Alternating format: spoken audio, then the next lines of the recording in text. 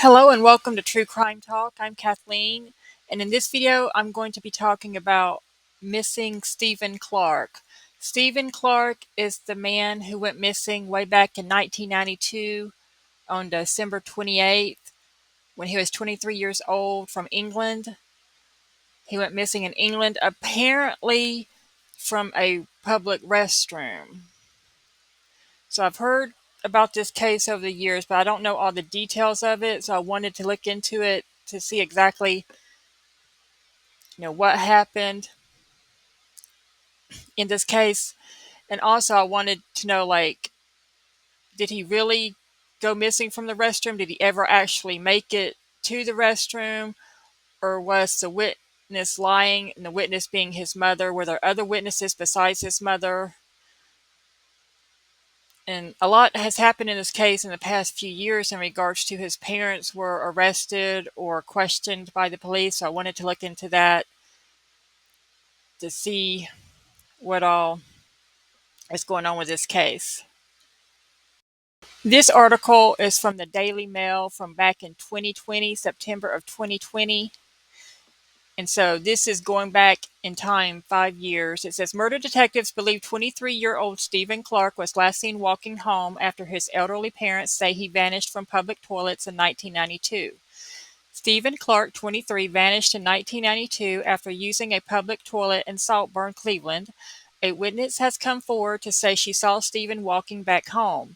Police are treating his disappearance as murder after a recent cold case review. Stephen's parents were arrested and their home searched, but they denied murdering their son.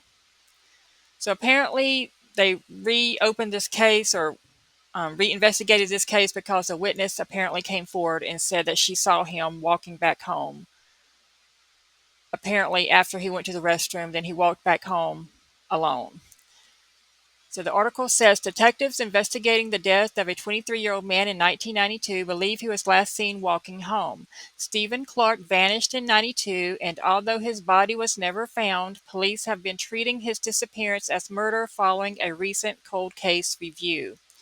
Stephen's elderly parents, Doris and Charles, have been arrested and questioned about his death in their home in Marsk by the Sea or Marski by the Sea, Cleveland, has been searched. And forgive me for not pronouncing that word right. I'm obviously not from there.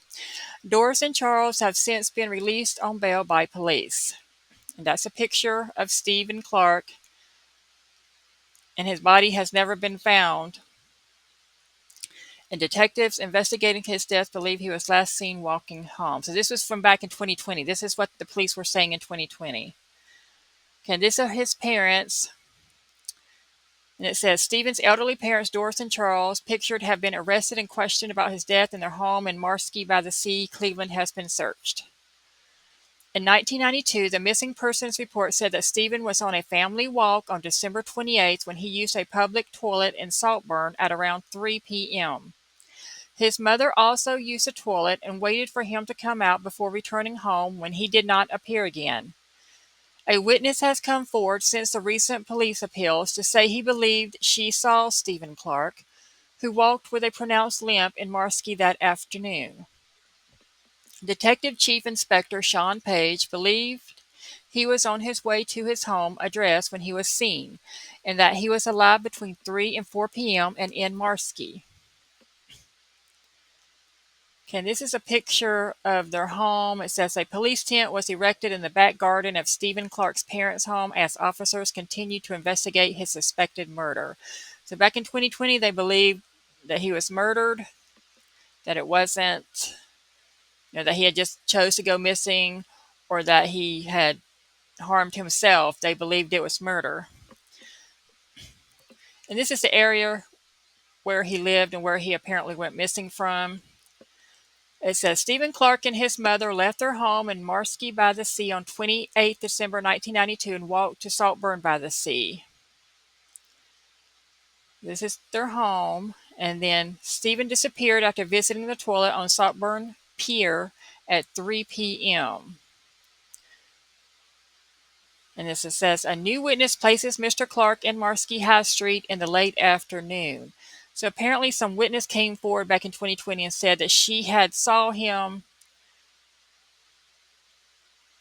on High Street in the late afternoon in this area. So, apparently that's what made the police arrest the parents and investigate them back in 2020. So Stephen Clark was last seen going into the Gents public toilets near Promenade on Saltburn Pier at 3 p.m. on December 28, 1992, but a new witness has placed him in Marski in the afternoon. So is this new witness credible? I guess we'll find out. It says, Mr. Page said, I'm pleased with the information that we have so far as we're building up a picture of what Stephen was like and the relationships that he had with those around him. The public is key to this case, and by ensuring people living and working in Marski see our appeal through the Digivan, digital display van, we will raise awareness across the whole community. The potential sighting of Stephen is absolutely key for the investigation and forms the basis of our appeal on the ground. Cleveland police have also released more details about Stephen Clark in a bid to uncover the truth. Stephen was born in Colchester, Essex in 1969 and lived near Edinburgh when he was 2 years old. He was hit by a lorry in Kirkliston, which left him seriously injured. Stephen attended school in Kimbolton, Cambridgeshire, before immigrating to South Africa, where he attended the Murrell Brand School near Johannesburg. He returned from Africa after 10 years and lived in Guildford, Surrey, before moving to Marski in 1991, where he worked for the Leonard Cheshire home known as Marski Hall. Mrs. Clark last week denied the couple murdered their son, saying the situation was absolutely ludicrous. Speaking to the Mirror, Charles said, I am amazed at the search. I have no idea at all why they did it. But I can't say anything more because I am still under arrest and on police bail. Anyone with information should call 101 or Crime Stoppers on 0800 555 111. On Saturday morning, 5 police cars and vans, a crime scene investigation vehicle, and an incident command unit could be seen parked outside the semi-detached house. A cordon was placed across a public footpath that runs down the side of the house on Coast Road in the town, and a police tent could be seen in the rear garden. Okay, so that's all for that article. But they have a timeline of the investigation into Stephen Clark's disappearance. So on December 28th, 1992, Stephen Clark is seen going into the gentlemen's public toilets at 3 p.m. in Saltburn, Cleveland, while his mother goes into the ladies'. When Stephen doesn't come out, his mother thinks he has made his own way home. A new witness has placed Stephen in Marski later that afternoon before it got dark at 3:45 p.m. Okay, questions I have is, did other witnesses there at the public restrooms see Stephen go into the restroom or come out of the restroom or standing near the restrooms? Did they see his mother there? Or the witnesses were, was his mother and Stephen in fact both there? And is this new witness who came forward in 2020 a reliable witness? Did she really see what she said she saw? Because why did it take so many years for her to come forward? Okay, so September 1999, an anonymous letter was posted to the Guysborough police station relating to Stephen's disappearance. I don't know about that letter. I don't know what it said. September 15th, 2020, following a cold case review, it is revealed that Stephen's elderly parents have been arrested on suspicion of his murder. September 6th, so I guess from 1999 all the way to 2020, they didn't have much going on in this case. September 16th, 2020, after being quizzed for 6 hours at the police station, Stephen's parents insist they did not kill their son. September 17th, 2020, police investigating murder urged the writer of the anonymous letter in 1999 to make contact. September 19th, 2020, a tent is set up at Doris and Charles Clark's home as specialist officers begin investigations in the back garden of the couple's home. So that's what this article has to say, if it's accurate. This is the Daily Mail, which some people call the Daily Fail, but I don't know. This article is from Teesside Live. I'm not familiar with this website, but it said this is from 2021. So the last article we read was from 2020. This is from April of 2021. It says parents of Stephen Clark tell of tears, frustration, and son's new girlfriend before he disappeared. ITV documentary Accused of Murdering Our Son, the Stephen Clark story, will follow Doris and Charles Clark after their arrest. So they apparently made a documentary about their arrest and their questioning and their son's disappearance. And this is a picture of the parents right here. They look like a lovely couple, but I have no idea what goes on behind closed doors. So let's see. It says Stephen Clark had met a new girlfriend just days before he disappeared, the parents accused of his murder revealed today. The mystery of missing Stephen, aged 23 when he disappeared 29 years ago, has taken a new twist as his parents Doris and Charles spoke to the Mirror ahead of a new ITV documentary. Accused of Murdering Our Son, the Stephen Clark story gives their harrowing account of being suspected of the most heinous crime imaginable. It shows Doris's tears and frustration as the Clarks were warned that they remained under investigation at the end of their bail last year. They were then released without charge. The couple who live in Marski were held in September following a cold case review. Doris, 81, reported her son missing after he went into a public toilet in Saltburn, around 3 miles from the family home, on December 28th of 92. The documentary, which filmed the couple over 17 weeks following their arrest, also explores two potential sightings of Stephen in the days after he disappeared. Charles, 78, told the Mirror that his son had met a girl in the Ship Inn in Saltburn days before he was last seen alive. This relationship with the girl lasted about a week or 10 days, he said. He liked to go to the local pub. She was there. They were about the same age. They never met other than in the pub. It was days before he went missing. It was not a serious girlfriend. He had not had a serious one. We lived in South Africa, then near London, before he came here. He was nearly killed in the road accident when he was 2, remember? He really had recovered immensely. Doris added, he saw her around in Marski. I don't know how long they had known each other. They met in the Ship Inn, but I have no idea how old she was. The Clarks are convinced that the girl had nothing to do with him going missing. Cleveland and North Yorkshire Police Cold Case Review Team believe Stephen was in a relationship with a girl who he met at the Rathbone Society, an organization which helped get disabled people into work. They felt that the relationship was significant because it showed Stephen was happy when he went missing. The new documentary shows cherished family footage of him as a child, blonde-haired and smiling, and gives an account of his accident age 2 when he was hit by a lorry in Scotland. In a coma for a month, it left him with a pronounced limp and permanent damage to his left arm. Both born in South Shields, South Tyneside, and former police officers there, the Clarks agreed to be filmed in a bid to find their son. They stress that they are not being paid for the program. It shows Doris in tears 74 days after their arrest when a letter arrives from police to say they are released from bail but still under investigation and may be interviewed again. The nightmare continues, she says, breaking down as Charles embraces her. There is no release at all. When a mystery writer who sent a letter about the case to police in 1999 finally comes forward, she adds, it just won't go away. I can't bear it. They are absolute villains, whoever it is. The police are determined to incriminate us. Charles tells her, don't be silly. Our story has not changed. Doris agreed to film the documentary because nobody knows what happened to Stephen. We are completely innocent, she told the Mirror. Your mind plays tricks. It was a horrible world out there even 30 years ago, so you do think of the worst that could happen. You imagine all sorts because you don't know. Stephen was seen in Saltburn, up the hill from the seaside toilets, where he disappeared 3 days after he went missing. It was said to be by a woman who knew the family and so would have recognized Stephen, and Charles describes it as significant. There was another sighting in Redcar by a friend of the Clarks, Stan Kamish. After the disappearance, his widow Joyce tells the documentary her late husband spoke with Stephen. But he later told police it was someone who looked like him and walked like him, but he only saw from a distance.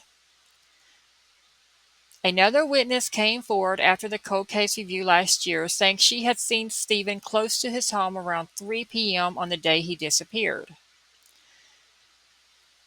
Mrs. Clark said that is the time that the police suggested we murdered him. They said we had about an hour to have done away with him. It is too ridiculous for words. Officers suggested she had killed her son and Charles had disposed of the body. We don't know why they suggested that. We have no idea, she added. They did not know anything, and we have not done anything. She described the female officer in the police interviews as very aggressive. Doris says in the documentary, I told her I know my story and my story is true. But she said that's just what it is, a story. They asked what we talked about, and I said that I could not remember. They asked if Charles was dishonest and kept things from me, and I thought, well, yes, he might do. At the end, she told me I was violent and controlling, and I was a murderer, and asked me now, Doris, where is Stephen's body? We will lay him to rest. Stephen was put out on the day he disappeared after his dad asked him to pay for a ticket for the Middlesbrough match. He decided not to go. His parents do not believe that was enough to make him go missing. Doris realizes how strange the arrest must appear, but she adds, we have never, ever given up hope. We were asked to declare him dead, and we could not bring ourselves to do that. The anonymous letter, it is a very strange thing to do. We don't know who sent it, man or woman, but there are some very odd people about. It is very vindictive. We don't know who this person is. It was horrendous when they dug up the back garden. Half the lawn was taken up. It is still a mess now. They even moved the shed and emptied it. We were worried in case Charles's dad buried a cat in the garden and they found that. It is terrible to even think they believed we could do such a thing. Dear me, of all the places to bury him anyway, surely you would not do it in your own back garden. In the TV documentary, Doris tells of two potential witnesses near the public toilet when Stephen disappeared. Cleveland police say they did not feature in previous police records or information. So the Cleveland police say they did not feature in previous police records or information. So does that mean there weren't any witnesses on the day of his disappearance?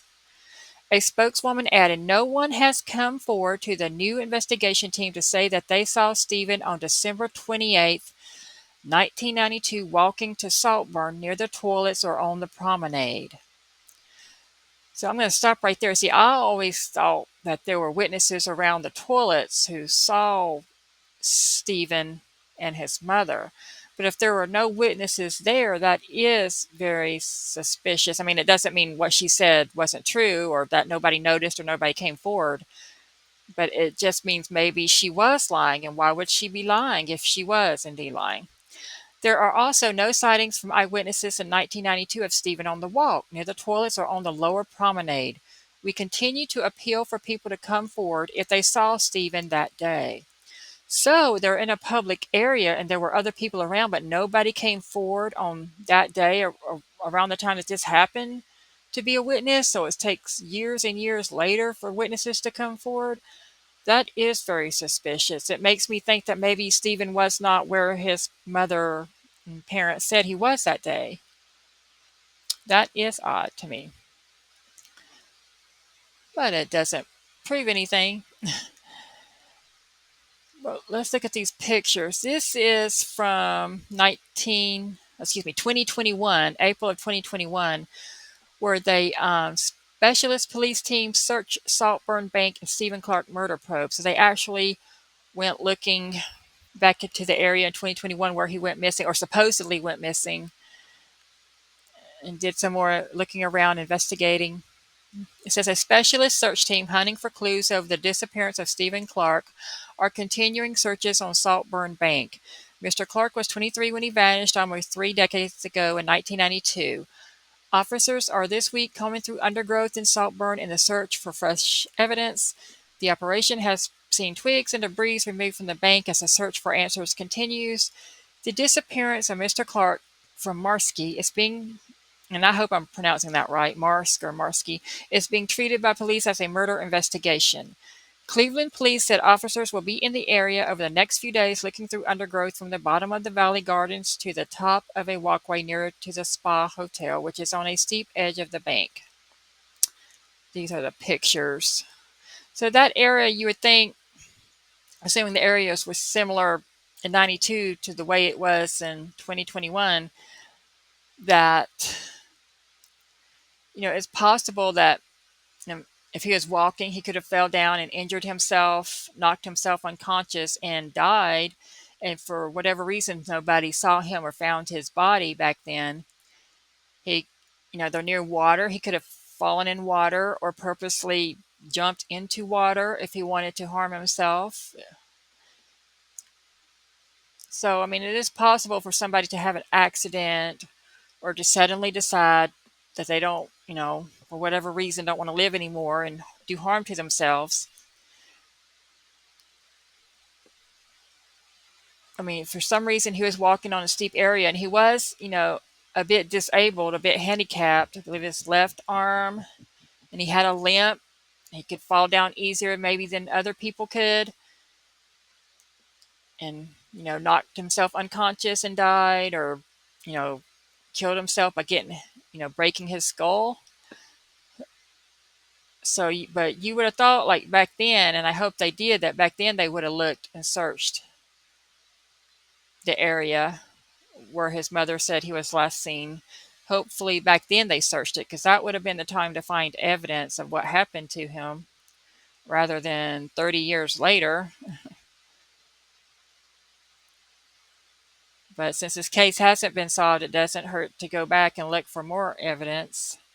But anyway, these are the pictures from back in 2021 when they went searching for evidence or clues to what happened to him. And these are pictures of him throughout his life. He's a handsome young man. Okay, moving forward to year 2022. December of 2022 marked the 30-year anniversary of his disappearance. Remember, he went missing in 1992. So in 2022, it was his 30-year anniversary of his disappearance. And this was after the parents had, gone through being arrested and investigated and questioned, as like they possibly could have murdered him. So this is after all that. Let's see what this article says. It says family vow to keep searching for son 30 years after he disappeared from public toilets. On December 28, 1992, 23-year-old Stephen Clark entered public toilets at Saltburn Seafront, never to be seen again by loved ones. Well, that's what I've always heard, but to my understanding, right now there aren't any witnesses that saw him go into the toilet or leave the toilet except for his mother. It says the family of Stephen Clark still carry hopes that he will walk through the door as they mark the 30th anniversary of his disappearance. Age 23, the Marski man vanished after entering the public toilets at the seafront of Saltburn following a walk with his ma'am. He was reported as a missing person at the time, with numerous appeals made by police. But the case took a turn for the worst almost 3 decades later, with police launching a murder investigation following a review of the cold case. Teesside Live report that Stephen's parents, Doris and Charles, were arrested on suspicion of murder in September of 2020, but were released without charge later. Last year, an ITV documentary titled Accused of Murdering Our Son, the Stephen Clark Story aired, providing rare access into the elderly parents' ordeal. Following the documentary, Cleveland police gave a further insight into the investigation and brought to light more information. The force answered questions on appeals made at the time and other lines of inquiry. Now, as the family reached the heartbreaking milestone of 3 decades without Stephen, his sister Victoria has spoken at length about the nightmare her family has and is still living through. They are working with the charity Missing People to relaunch the search for Stephen. Victoria said her parents' arrest left a deep emotional impact on the family and also took the focus away from the search for Stephen. She said the police portrayed us as a violent family. They were determined to put a slur on us. Stephen going missing has been a living nightmare for all of us. At the time when Stephen went missing, the police did very little to support us. To put us through this trauma instead of focusing on finding Stephen has been extremely damaging and a total misuse of resource. Our relationship as a family was love-filled. Stephen and I couldn't have wished for a happier childhood. Victoria wants to use her brother's 30th missing anniversary as an opportunity to reintroduce him to the public and open up about his character and life leading up to him going missing. Stephen was born in the UK and grew up in South Africa.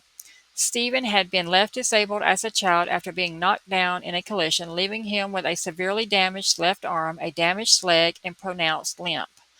Victoria said, as a result of his disability, we spent a lot of time in and out of hospital where he had various treatment and physiotherapy. She said, despite his disability, Stephen was dedicated to continuing his life as normally as possible, taking on multiple hobbies, and he had an active social life. She added he loved playing his baritone, euphonium, and played in a band and an orchestra. He was a great swimmer and loved computing and IT. He was also at college studying and had a girlfriend at the time who went missing. Stephen loved listening to music and especially loved the Carpenters. He enjoyed watching football and was an avid Arsenal fan. He had a great sense of humor and infectious laugh. You couldn't help but laugh when being around him. In 1990, the family decided to move back to the UK to give Stephen a chance of a better life. The family initially lived in Guildford before settling in North Yorkshire. Despite remaining in Guildford where she had a job, Victoria said she and Stephen remained close, writing to each other and meeting up as often as possible. Then suddenly he wasn't there. Victoria said, in the early days, there was always one of us in the house whilst our other family members were searching. I had never seen my dad cry until this moment. It was an emotional time and so difficult to feel so helpless. We felt desperation even years later. I am constantly looking in crowds. I was driving a couple of months ago when I saw a man walking with a limp. I took a double take and burst into tears. The grief can come out of nowhere, even when you're least expecting it. Special holidays were especially difficult for the family. We didn't celebrate Christmas for about 8 years. No decorations, no joy. It just felt wrong without Stephen being there. She continued, someone somewhere must know something. Any small detail, even if you think it is insignificant, can prove to be an important lead. Dealing with ambiguous loss is a life sentence. The constant painful limbo of not knowing is a horrible thing to live with. We still hope that he will walk through the door one day, but we appreciate that as each year passes, it becomes more and more unlikely. We just want to know what happened. Missing People have set up a web appeal page for Stephen, and anyone can visit or share it. Anyone who has any information, no matter how small, can contact Missing People's Helpline on 116 000 or email 116000 at missingpeople.org.uk. At the time of his disappearance, Stephen was described as white European, 6 foot 3 inches, with a medium build, blue eyes, dark brown hair. He has a physical disability, giving him the appearance of someone with cerebral palsy, meaning he couldn't use his left arm and walked with a limp. Stephen was last seen wearing a maroon crew neck jumper, a navy blue parka with a fur hood, blue denim jeans, and gray trainers. Detective Chief Inspector Sean Page of Cleveland Police said, we currently have no active lines of inquiry on this case. However, we will always continue to respond to intelligence and information which may help us to locate Stephen. If people do have information, no matter how insignificant it may seem, then I would urge them to contact police via 101 or contact independent charity Crime Stoppers anonymously on www.crimestoppers-uk.org or call 0800 555 111. Missing People's publicity officer Nadella Singhor added, if anyone has any information about Stephen's disappearance, they can contact Missing People's Helpline. Stephen, if you're reading this, please get in touch. You can call us on 116 000 or email 116 000 at missingpeople.org.uk. Our service is non-judgmental, confidential, and free thanks to support from players of People's Postcode Lottery. We just want to provide you with the support you need and help you be safe. So that is what this article had to say back in 2022. Let's see. This commenter says, missing nail from the coffin here, and I hope it remains an open case. What exactly happened to disappearance from public toilet? Mother standing outside, time of day, etc. So, like me, that commenter has questions like, was his mother the only witness, the only person who saw him near the toilets, go in the toilet, come out of the toilet, or she didn't see him come out of the toilet, but was she the only person who saw him go for a walk? Did she really go on a walk with Stephen that day? Apparently, the daughter was living in another area at the time, so it was the mother and father and Stephen living in the house, if I understand correctly. Apparently, the mother and Stephen went out for a walk alone, and the dad was off somewhere else, either, uh, you know, one time I heard he was at a football game. Was he at a football game or a different sporting event, or was he at the house? So if the father was away and nobody else lived in the home, could something have happened between Stephen and his mother knows what happened to Stephen?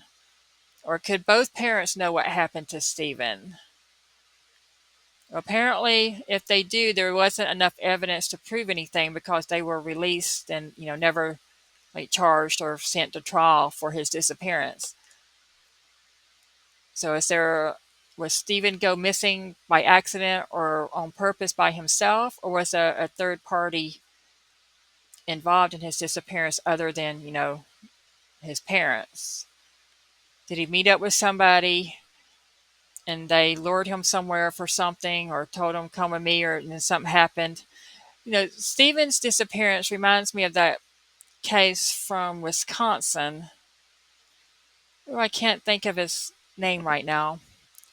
But to the young man who was just walking on his way to meet a coworker to ride to work. He worked at a pizza restaurant, I believe it's Wisconsin, and he just disappeared into thin air. This reminds me of that case here in America. Okay, it wasn't Wisconsin, it was actually Nebraska, and his name was Jason Anthony Jokowski. It was Jason Jokowski who went missing in 2001, aged 19, from Nebraska. For some reason, well, because they both just disappeared into thin air, that's why his case reminds me of Stephen Clark's case, or Stephen Clark's case reminds me of his case. So he went missing. He was just on his way to work. And I did a video about him also. He was just on his way to work and just disappeared into thin air, apparently from a sidewalk in his own neighborhood. So, and they're both kind of look the same, don't they? So anyway, so this Stephen Clark case reminded me of Jason's case. So this article is from April of 2024, so last year, and it says, Stephen Clark, what happened to him? Has he been found? And no, he has not been found, but this article says the Stephen Clark case has puzzled countless individuals for years. At 23 years old, Stephen disappeared after going to watch a football match with his mother. And seeing that right there confuses me, the accuracy of some of these articles. And this is from the Seminaholic, by the way. So I can't verify the accuracy of any of the information in these articles I've read. Even like what you would consider like regular media or like well-known media outlets give wrong information or inaccurate information. So, but apparently this in this article it says Stephen disappeared after going to watch a football match with his mother. He entered a restroom during the return journey and never returned. Despite, see, to my understanding, he didn't go to the football match. Him and his mom were at home. The dad went to the match, and then him and his mom went for a walk, and he disappeared. But I don't know what the accurate story is. It says, despite an extensive search, he stayed missing. In the following months, there were sporadic reports of sightings in nearby towns, but none could be confirmed. And you would think that it would be easy to find him since of his disability. It would make him stand out, or easier to find, say, if he didn't have his disability and he was just a tall, brown haired young man that looked like everybody else. But he had something that would help him stand out, and that he had a limp. He walked with a limp, and he had a disabled or a handicapped left arm.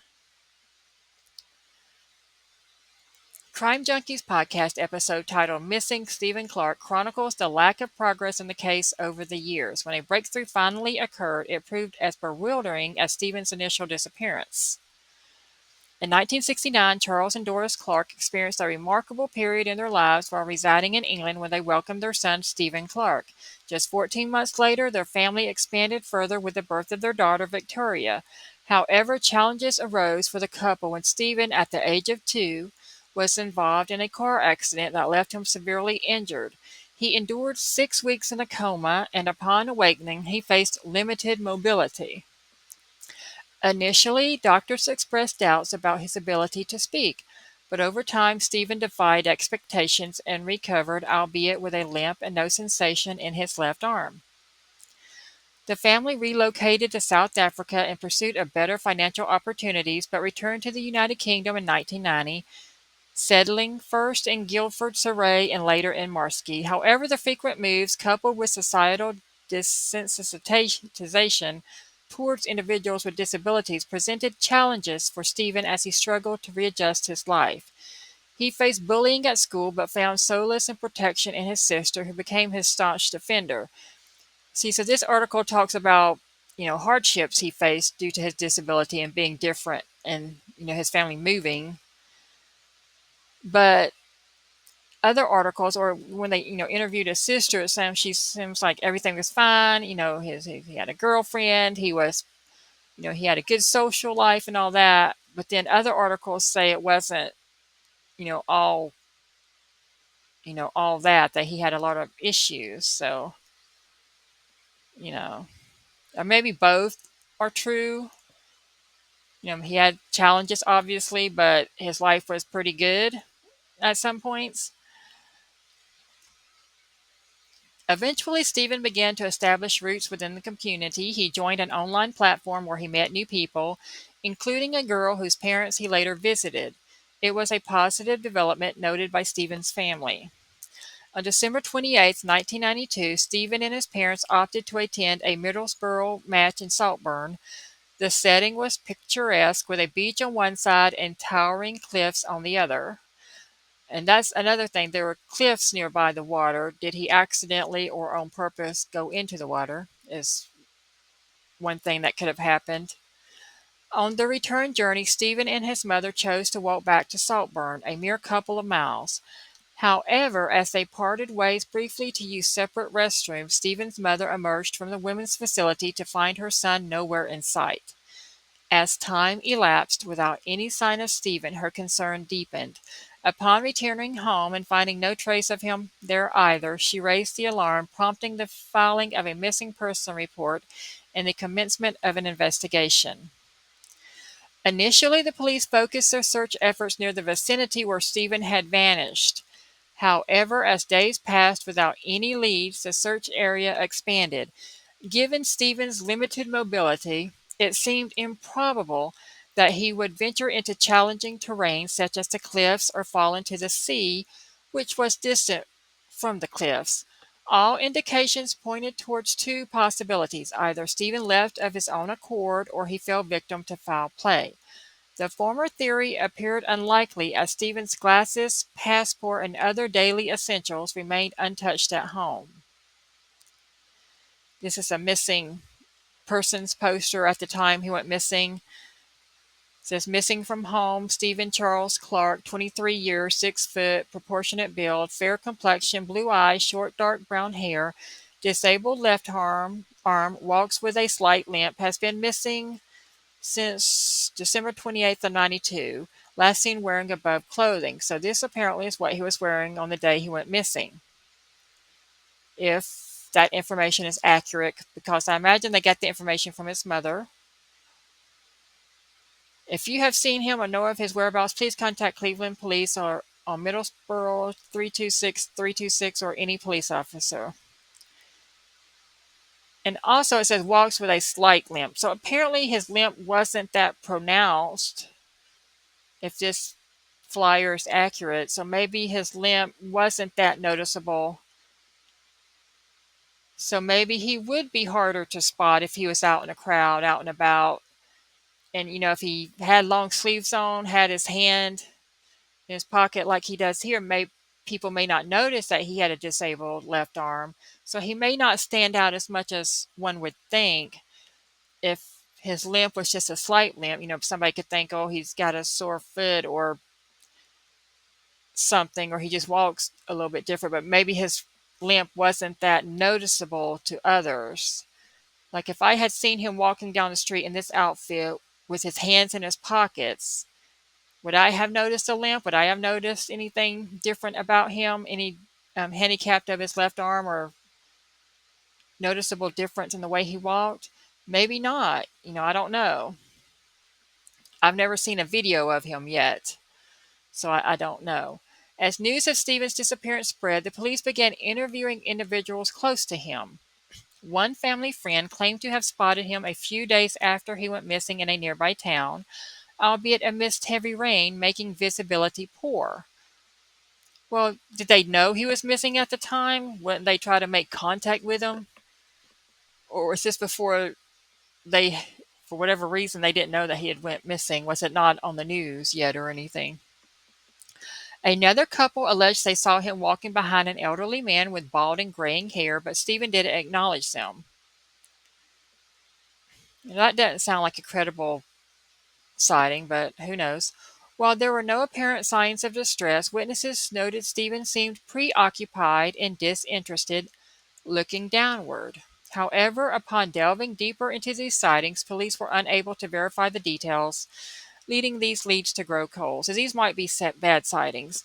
And a lot of times you'll see in cases there are bad sightings or bad information given by so-called eyewitnesses for whatever reasons.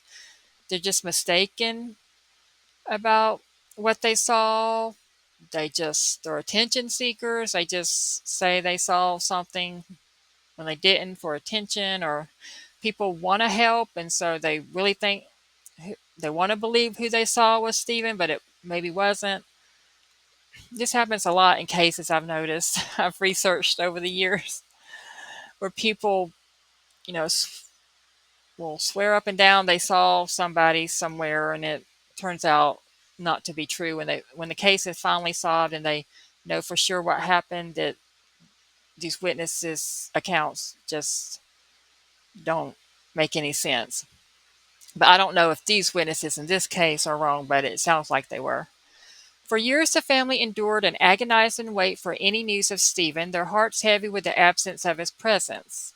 They chose not to celebrate Christmas for 8 long years, engulfed in the sorrow of his absence. However, a breakthrough finally emerged in September 2020 when police knocked on Victoria's door. They informed her that her parents had been arrested under suspicion of involvement in Stephen's disappearance. Victoria underwent 4 hours of intense questioning as authorities probed whether she had witnessed any abuse directed towards Stephen. Despite the relentless questioning, Victoria vehemently denied any such knowledge or experience. Charles and Doris, aged 80 and 83, found themselves questioned simultaneously by authorities, informed that the basis for the interrogation stemmed from a letter dated as far back as 1999. So it took the police over, 20?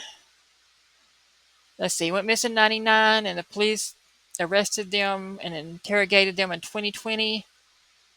So it took them 21 years to decide that this letter meant that the parents did something. I don't understand how this all went down, but that's, the information I have is that for whatever reason, the letter that happened in 1999 became important in 2020. Although they were released after questioning, the police soon requested that they relocate to a hotel to facilitate a search of the property. Their garden and the vicinity around the toilet where Stephen vanished were both excavated, yet authorities did not disclose specific reasons for these searches. After so many years, when the family attempted to trace the individual who authored the letter, they discovered it was someone who wrote it on impulse, lacking any substantiated claims. Despite exhaustive efforts, Stephen's whereabouts remain unknown. Every day the family grapples with his absence and yearns for closure, hoping to uncover answers about him soon.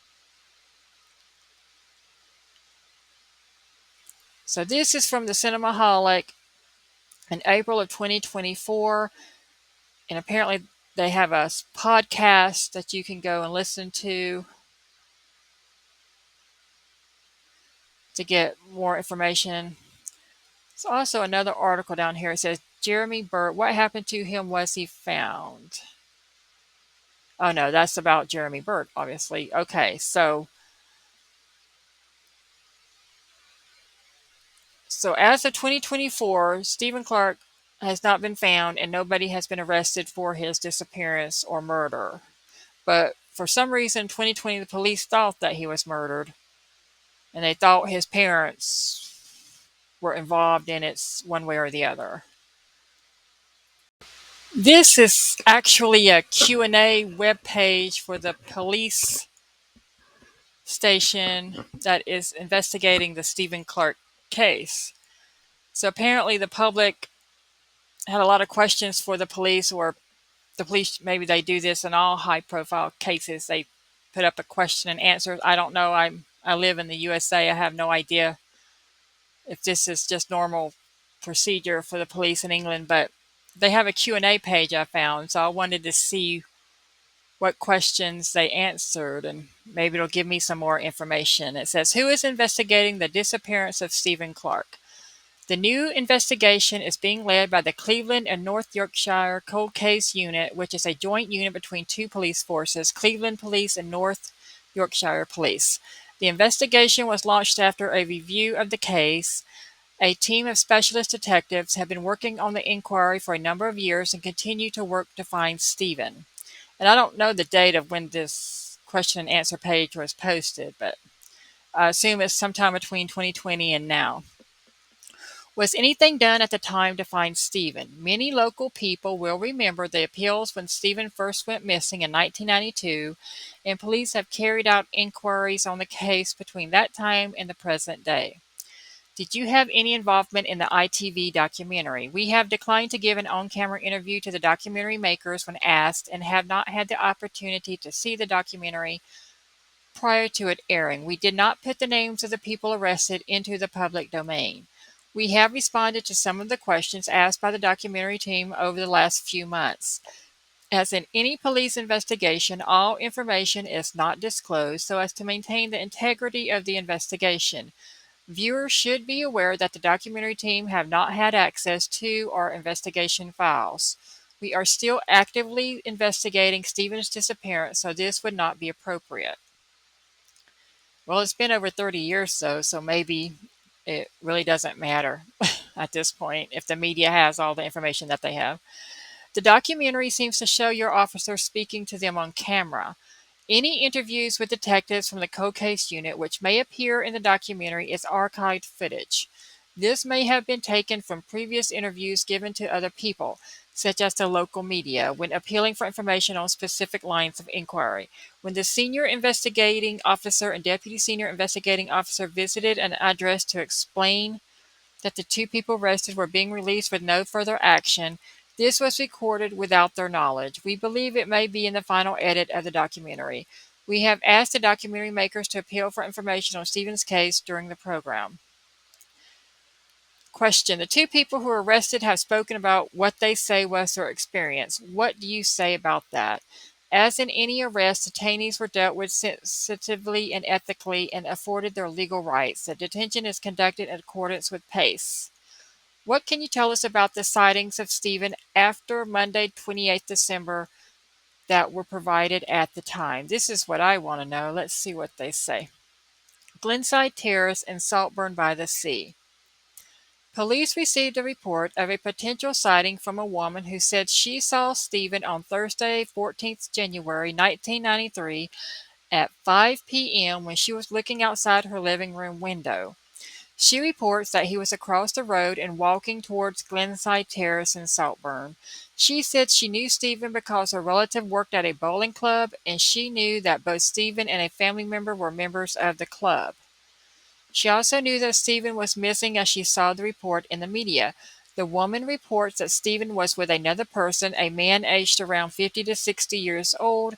He was of medium build and was bald with gray hair around the sides, and he was wearing glasses. Stephen and the man were not talking, and it looked as if Stephen was walking to keep up with him. This sighting was reported in the local media on 22nd January 1993. The new investigation team looked into this reported sighting and the property where the reported person was living at the time, which was in a row of terraced houses on Glenside in Saltburn. There is a significant distance between the living room window and the other side of the road, and it would have been dark at the time of the potential sighting. Reported sighting of Stephen in Redcar Town. Police received a statement on 3rd of January 1993 from Mr. Stan Cumish that said Stephen was in Redcar near to the clock roundabout and at 2 p.m. on Wednesday, 30th December. He says that he saw Stephen walking past the Gazette offices heading towards the town center. Stan says he was in conversation with a friend at the time and was unable to catch Stephen's eye. He reports that Stephen was on his own. Mr. Kamish was visited by a detective on 16th February 1999 about his reported sighting of Stephen in 1993. In that discussion, he said he had not seen the man's face, but a male who walked in a similar way to Stephen. He said it was raining heavily, and the closest he was to the man was 30 yards. We have provided the name of the person who reported this sighting, as we understand that he is being identified in the documentary. What about anyone near the toilets at the time? Have they come forward? No one has come forward to the new investigation team to say that they saw Stephen or people with Stephen at the toilets or near the toilets in Saltburn. There is no information in previous police records that Stephen or others with Stephen were seen near the toilets. We continue to appeal to anyone who may have information on the case to come forward. See, that right there is suspicious to me, that if they're in a public area and there are other people around, how come nobody saw him or his mother? Now, like I said, when Stephen, wearing a coat, he has his arms, at his sides or his hands in his pockets. You may not notice him any different from anybody else. He may not stand out because you may not notice he may his limp, maybe a slight limp that people wouldn't pay attention to or readily notice. So maybe he was there, nobody noticed him and his mother. But wouldn't, at the time that this happened and his mother said, okay, I don't know the exact time, but let's say, okay, his mother says he went missing from the toilets between 3 and 3:30 p.m. on such and such day. Wouldn't the police then put out, or the media, have the media put out to anybody, if you were at this area at such and such time, please get in touch with us. Even if you don't think you have any information, please get in touch with us so that we can interview you. Or, I mean, because even like, let's say I'm at a park and I don't notice anything or let's say a disabled person went missing and I don't notice any disabled person there, but the police put out a call, okay, anybody at the park between noon and 1 p.m., please come forward so we can ask you some questions. And so, because I'm an innocent person, I have nothing to hide. I contact the police and say, I was at this park at such and such time, and say, do you recall seeing a disabled man walking with a limp? And I say, no. Do you recall seeing a man 6 foot tall, let's say with red hair, who was limping? And I say, well, no, I don't recall anybody limping, but I saw a 6 foot man with red hair.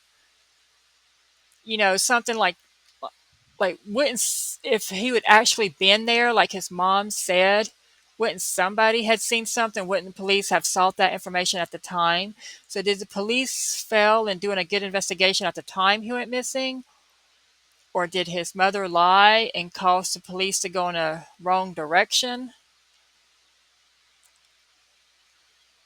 Or did Stephen just look so normal and common to other people, wearing his coat and having his hands in his pocket, or his limp not being very noticeable, that he just didn't stand out and nobody noticed him, so nobody contacted the police, or nobody noticed his mom and him walking, noticed his mom standing outside the toilet. You see, I always thought that there were witnesses that saw him go in the bathroom or that saw his mom asking about him around the bathrooms. I did not know that there's like no witnesses whatsoever at the time he went missing. So that does seem odd to me because that makes me think his mother knows more than she's saying because it, if she lied, that means she has something to hide. But it could just be maybe nobody else would happen to be around and nobody saw them, so there were no witnesses. But I just always thought that they were in a public area with several people around, other people coming in and out of the bathrooms and walking around the area. But maybe I'm wrong. I don't quite understand that. If you know, please let me know. So let's see. Has there been any sightings provided to the new investigation team? No one has come forward to the investigation team to say that they saw Stephen on the walk to Saltburn or the promenade on Monday, the 28th December 1992. A potential witness came forward to report seeing a man who they believe was Stephen between 3 and 4 p.m. in close proximity to his home address on Monday, 28th December. It got dark at 3:45 p.m., so that would have put Stephen in Marski before that time. This is the only new potential sighting provided to the current investigation team. Why did it take so long? Did they not know police were looking for this man for this many years? So you just can't trust sightings because people, you know, will say they saw stuff they didn't for all kinds of reasons. There are a lot of nuts in the world. Says, we are continuing to appeal for anyone to come forward with information, in particular anyone who may have seen Stephen between Friday, 25th December, Christmas Day, to Monday, 28th December, 1992, who hasn't spoken to police already. You see, this makes me think, police think something happened to him prior to December 28th, like maybe something happened Christmas. When was the last time he was seen alive by somebody other than the mother and the father? Did any of his friends, acquaintances, schoolmates, college mates, other social clubs or things he was involved in, or online? Who was the last? When was the last time somebody talked to him or chatted with him online, through email or chat? Um, and I don't, think back then cell phones were like they are today. So he may not had us, like been talking and chatting on a cell phone, texting on a cell phone, but through the computer, did he have contact with anybody around the time he went missing? Because if the police are wondering what, if anybody seen him between the 25th of December and the 28th of December, that's several days. That means if nobody spoke to him in several days, did his sister see him on Christmas? Did his sister come over for Christmas? Or is his sister there Christmas Eve? When was the last time somebody other than a family member saw him alive? Or when was the last time his sister saw him? Let's say the parents are involved, but the sister isn't. It's all very suspicious. So I can see why the police have suspicion about the parents, but they should have had, if they had done an accurate or a good investigation way back when he went missing, shouldn't they have wanted to question the parents back then? Or did they just treat the parents like, the poor parents of a missing adult child? Because he was 23, he wasn't a child, so maybe that's not how police handle missing adults. But just, it just makes me wonder. So, question, what can you say about the anonymous letter writer? On 24 September 1999, so remember, he went missing in 1992, so in 1999, an anonymous handwritten letter relating to Stephen's disappearance was posted to Guysborough Police Station. Historic records show that at the time the letter was assessed by officers and the information was recorded. These records also show that in November 1999, detectives visited Stephen's home address and had a conversation about the letter and its contents. Detectives from the new investigation team appealed for the anonymous letter writer to come forward. The person who wrote the letter came forward in response to the media coverage and they spoke to police. Appealing for the letter writer was just one of several lines of inquiry in the case. Well, what? Who was it? What happened? Is it just a bogus? Question: did Stephen have a girlfriend? From the police inquiries, detectives have established that Stephen met a girl at the Rathbone Society where he used to attend, and she took Stephen home to meet her parents during the course of the relationship. Question: are you still appealing? Where do we send information? The investigation into Stephen's disappearance is continuing. People can send information directly to the investigation team through this website page, public portal, and then that's if you have information, click on that. We would ask you to use this link rather than calling 101, as that means the control room is able to deal with calls and urgent immediate incidents. If you have seen Stephen, particularly between Friday 25th December to Monday 28th December 1992, or you have information to help the investigation team, please use the public portal to provide what you know to detectives working on the case. And there is a £10,000 reward, at least at the time of this writing, on the case for key information on the murder of Stephen Clark. And see, they call it a murder.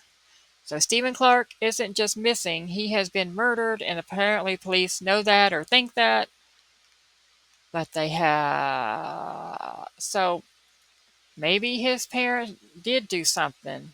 I have not watched that documentary that his parents did after they were arrested, but and it may be that the parents together didn't do it. Maybe one of them did it. I'm just saying, because they're elderly now, but back then they would have been younger and stronger, and something could have happened. A fight could have happened, and something bad happened, or who knows. Question: what do you think happened to Stephen? In September 2020, the Cleveland and North Yorkshire cold case team launched a murder investigation into the disappearance of Stephen Clark, who went missing from Marski in December 1992. The investigation into Stephen's disappearance is still ongoing, and detectives continue to appeal to the public for information to assist the case. There is no proof of life, and detectives believe that Stephen has come to serious harm, and the case continues to be classified as one of suspected murder. So the police think he's been murdered, which makes sense because it's be hard today for someone disabled or even not disabled to go missing in modern countries like the UK or the USA, because how would you live? How would you survive? How would you work? How would you make money? How would you do all kinds of things? Unless he was able to make it to another country and he had saved up plenty of money and he went to some country where you don't need, you know, uh, a lot of identification to get around and do things and to rent hotel rooms or to rent a home or, to go to work, then maybe.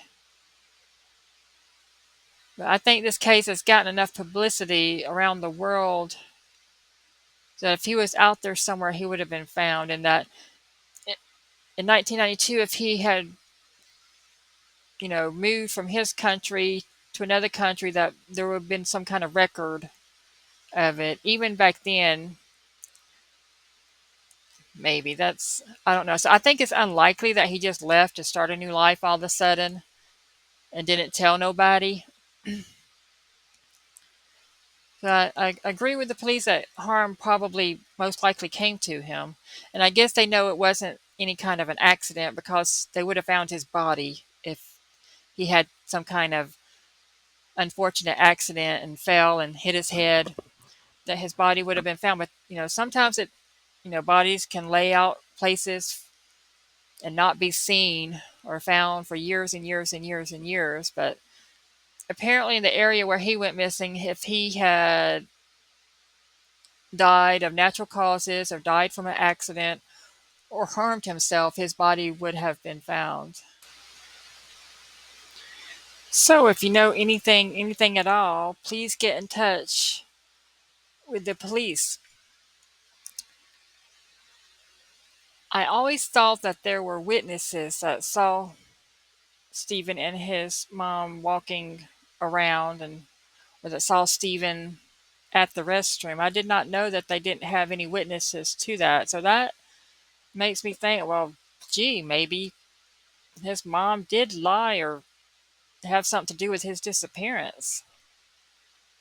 And maybe that's why police investigated them or um, arrested them after so many years, because they, and their thinking and their logic and their investigation and the information that they have, they think the parents or one of the parents had something to do with his disappearance. And it does seem like that would be likely, if, because there would be no reason for the mother to lie if she didn't have anything to do with his disappearance. But just because there aren't witnesses doesn't mean that she lied. Maybe they're just, nobody paid attention or nobody noticed. But if she lied about them, their activities for that day, then that's very suspicious. And that would make, I think, any detective or investigator want to look at the parents very closely. But it's just a shame that they did in, at the time of his disappearance, that they couldn't figure this all out, because I think if this case was going to be solved, it would have been solved back in 1992 or 1993, 1994. He went missing in December, so in the next couple of years, the case would have been solved if it was going to be solved. I mean, there are cold cases that get solved, but after this long and the parents' age, if they had something to do with it, and the police don't have enough evidence against them by now, they're not ever going to have enough evidence. So unless there's a totally another third person, totally, who have not been on the radar of police, who, his mother told the truth and they were walking around there, and he met up with somebody and something happened and somehow they disposed of his body or whatever, and the police just have no clue about that person. And so unless some witness comes, along after all these years, or they get lucky and somehow they find his body, somebody comes across his body, which would be, I imagine, a skeleton somewhere, if it was just laying out in the woods somewhere. Um, if he was murdered, like the police think he was murdered, no matter what happened to him or who did it to him, his body obviously is very well hidden or very well buried or thrown into the ocean or disposed of. It could be ashes for all we know. Who knows what was done to his body if he was murdered? So I don't hold out much hope that this case will be solved, but cases have been solved lately using DNA. Lately, several cold cases have been solved that have gone on longer than this case. This case is about 30 years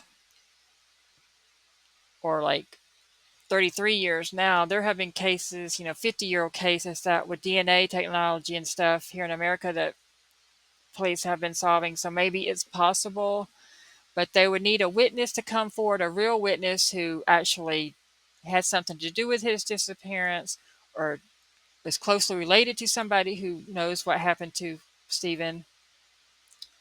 Like a girlfriend or a wife to say, hey, my husband admitted to me that he did this to Stephen or something like that. Or they'd have to find a body to get some kind of DNA evidence or something. Even if they find a body, it doesn't mean that they're going to know what happened to him or who did it after this many years. So I don't think this case will ever be solved. And I kind of, or I don't, I agree with the police that I don't think he's still alive. I just don't think he's out there living his best life after all these years, that he was able to just disappear on his own. I wish that was the case, but I don't think that's what the case is. Like, I don't think in the case of Jason Jokowski from Nebraska, I don't think he's out there somewhere living his best life. I think even though his body has never been found, I think he's deceased, like I think Stephen Clark is deceased. So we'll see what happens in the future, but as of right now, he's missing, and the parents are in the clear as of right now, as far as they're not being investigated currently, I don't believe. But we'll see what happens in the future.